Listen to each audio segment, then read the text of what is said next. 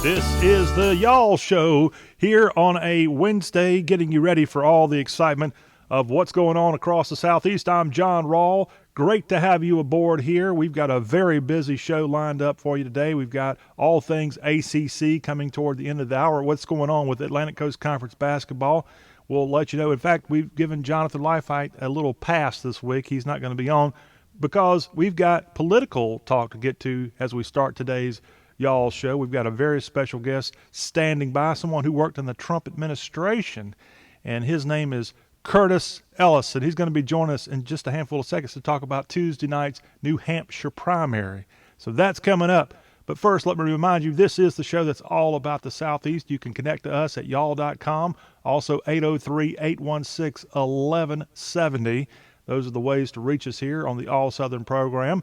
Also want to let you know in hour two of today's Y'all Show, we've got, in addition to hashtag Hullabaloo, where we go on social media and find some of the craziest, funniest stuff out there, we also have our friend in Music Row standing by, ready to talk country music, and that's Precious Harris. So Precious will be joining us here in hour two of the Y'all Show. Again, John Rawl, glad to have you on board this All Southern program. And Tuesday night in the Granite State, they had a little Democratic primary. And we're going to go now to an expert on all things politics. And he may not be quite an expert on Democratic politics, but he's joining us now.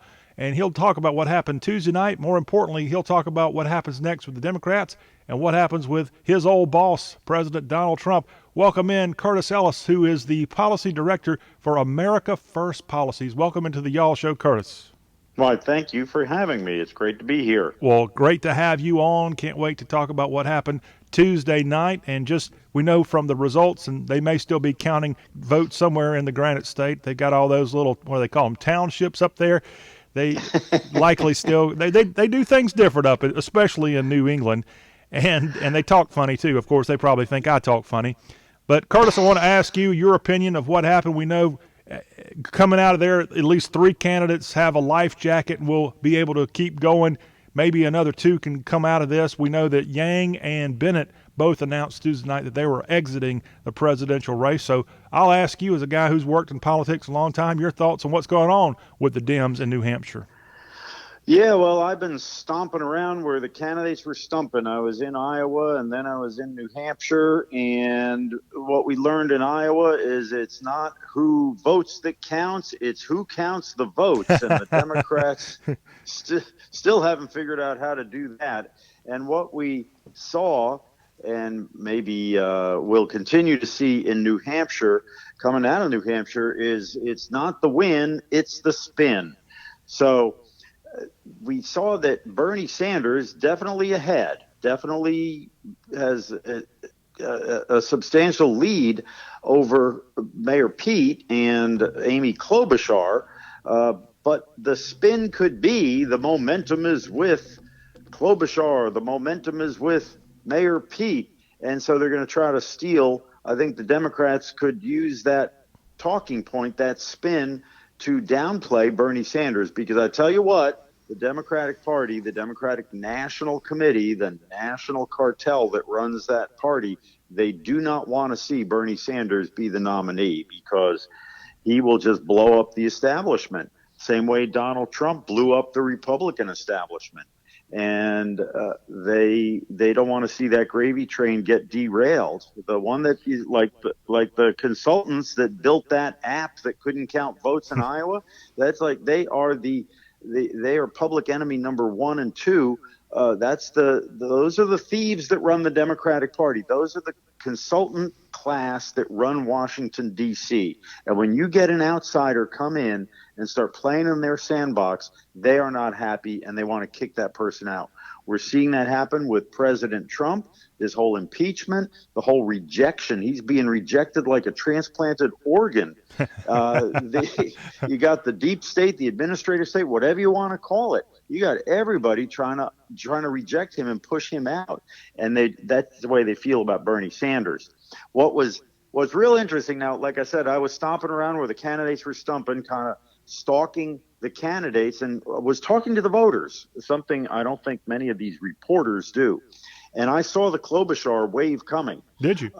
Yeah, I did. I was at one of her events the day before the polling opened, the day before the primary, and what we saw was people who hadn't still made up their mind, but they were looking for a moderate. They were looking for they were looking at Amy and they were looking at Mayor Pete and they were judging one or the other. And this is what was kind of funny was some of these voters where you would think they were genetically engineered or grown in a laboratory to be Biden voters. They were older, they were moderate, they were definitely looking to beat their number one issue was somebody who can beat President Trump. That's all that matters to me. And to a person, they all said, but we never thought of voting for Joe Biden. Nice guy, but I just don't think he's all there anymore. And it's like, whoa, this guy's got trouble. So when we see him come in fifth place, I was not surprised. I was not surprised. He was bleeding support by the moment. He was and then I ran into him. He came down to the hotel to do media, the motel I was at where all the media was. And it's a bad sign when the crowds have more energy and are more exciting than the candidate. And so all the people standing around the lobby hoping to get a glimpse of the former vice president, they had more energy than poor old Joe. He was really like low energy Jeb. Yeah. He's a dead man walking. He flew out of town immediately. It was like, don't let the sun set on you here, son. He left New Hampshire, went right down to South Carolina, and you know what? He doesn't know that he's done. And it's really sad. And it doesn't surprise me for, as I said, that reason before. I met the people that you would think would be Biden supporters, and they said they never really thought they were going to vote for him. And they definitely were not going to vote for him, even though they hadn't made up their minds who they were going to vote for. There was no way he was going to be their guy. And but the other thing that I knew is I remember him running in 1988. I remember all the times he's run. He's never been able to put it together. And so the moment he announced, I said, I don't think he's ever going to get there. He never has before. He just has a way of blowing it up. And there he goes calling that person, what was it, a dog-faced pony soldier or something. And, what's next? He's going to call him a flat-footed, yellow-belly, egg-sucking dog? I mean, what's the next thing coming out of his mouth that's going to be bad? What's coming out of Curtis Ellis's mouth is talk about Tuesday night's New Hampshire primary, where you have three emerging as the big winners, if you want to call them that. Bernie Sanders, also Mayor Pete Buttigieg, and Amy Klobuchar. And with Klobuchar doing so well, Curtis, I want to ask you, does this kind of have a death knell coming for Elizabeth Warren? Well, you got that right, John. All eyes are on Elizabeth Warren. Is she going to drop out? We saw Tom Steyer, the billionaire hedge fund guy. He's gone. Bennett, the can I even remember his name, senator from Colorado, he's dropped out. And next, everybody's wondering what's going to happen with Elizabeth Warren. She placed fourth. I mean, my gosh, everybody expected more of her. So we don't know. We don't know how long she's going to hang in there. Does she have? Look, a lot of this is money, right? Mm-hmm. Now, Joe Biden's money's going to dry up. Is it? He's got big donors. They're not going to waste their money. Does Elizabeth Warren have enough small donors that believe in her? I don't think so, because, again, let me go back to what I learned talking to the voters. The people that I thought might vote for her, they were saying no. And no, she lost all of her credibility with that Pocahontas stuff, and then so many other tall tales she told about her school and her pregnancy and, whatever. And the stunt she pulled with Bernie Sanders, trying to say Bernie Sanders told her a woman can't win the presidency. Nobody ever believed that. And all she did, it backfired on her big time. And it just destroyed her credibility. And nobody came out and said that, but they were absolutely a hard no on Elizabeth Warren. When I talked to voters who hadn't made up their mind, but they were a hard no on Biden and a hard no on Elizabeth, on Warren. I said, there's something going on here. She's got a problem. I don't think she can make it much past. We now have Nevada caucuses and then South Carolina. She can't make it much past that because there's no rationale. I mean, you got to win. If you want to win, you got to win, right? I mean, there's nothing like winning to keep you in the race. At some point, you've got to win. And she's not winning, and I don't think she's going to win. Yeah, winning is something that Donald Trump knows a little bit about. And he won There New you Hampshire go. in 2016. He didn't win Iowa, but he won New Hampshire. And then from there, the steamroll effect happened with South Carolina and more.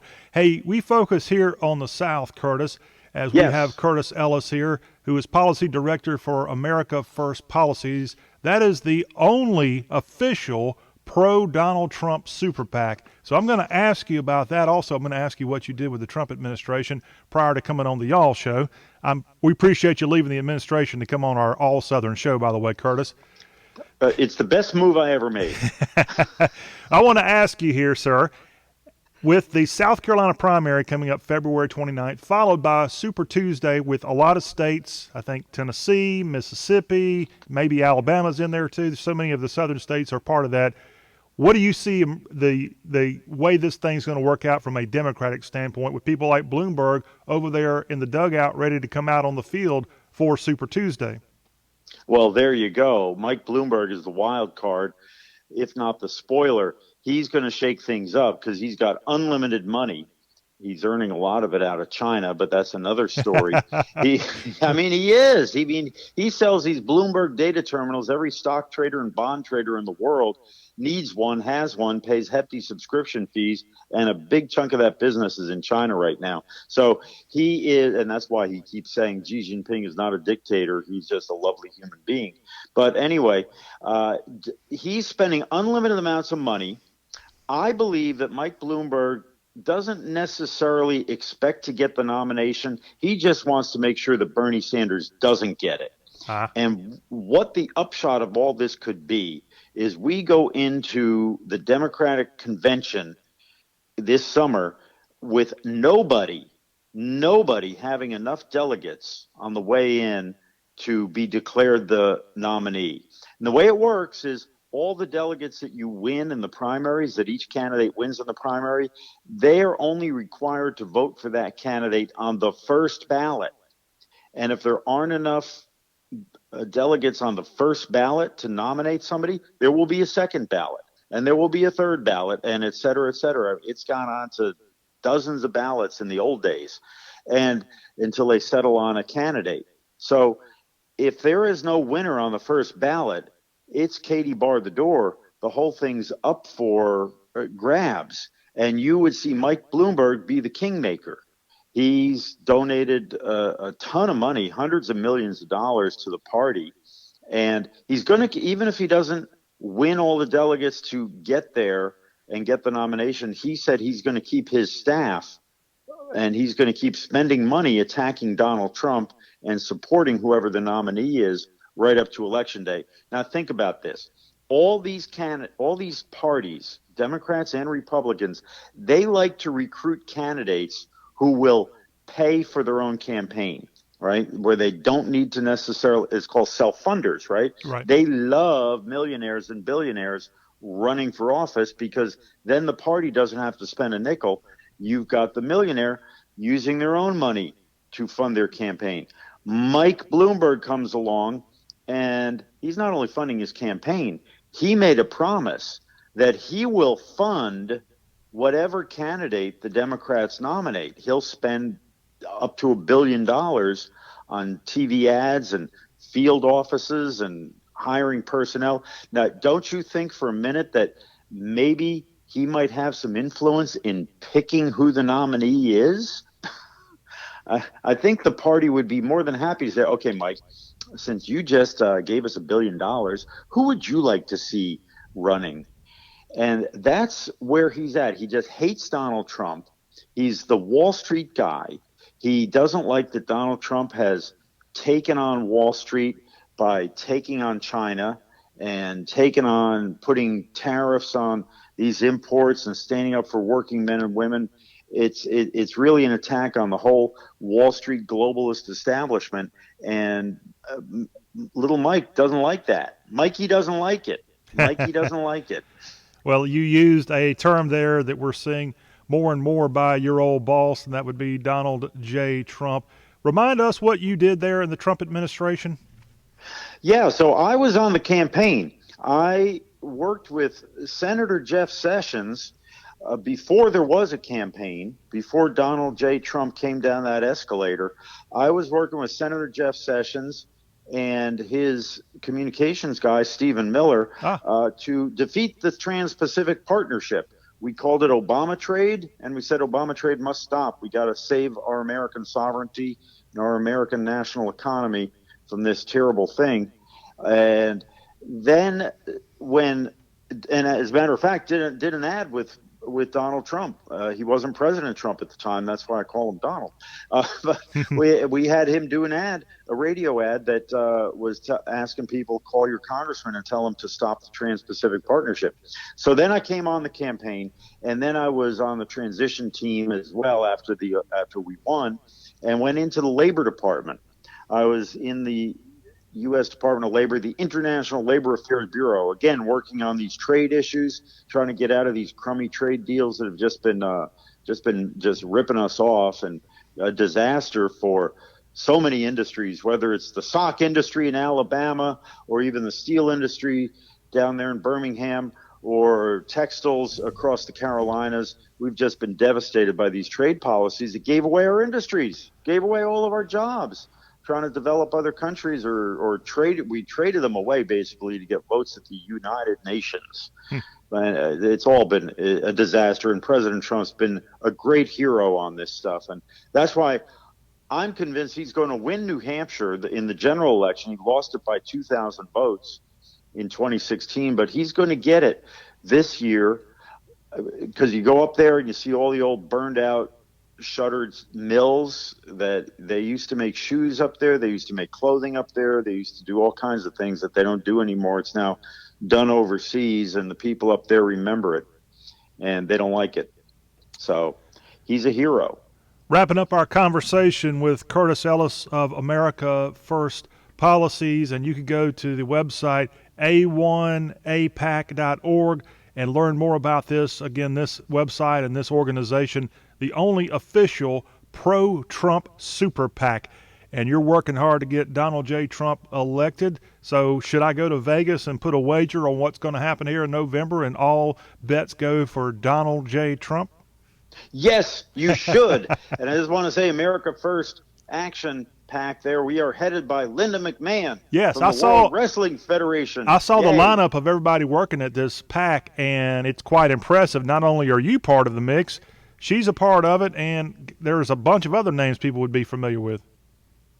Yeah, we have a good lineup there. Great people. It's a wonderful bunch of people, all committed 100,000% pro-Trump people, except no imitations. There are a lot of PACs out there that claim they support President Trump, but what ends up happening if you give them your money, they just buy one ad on Fox News Channel at 2 a.m.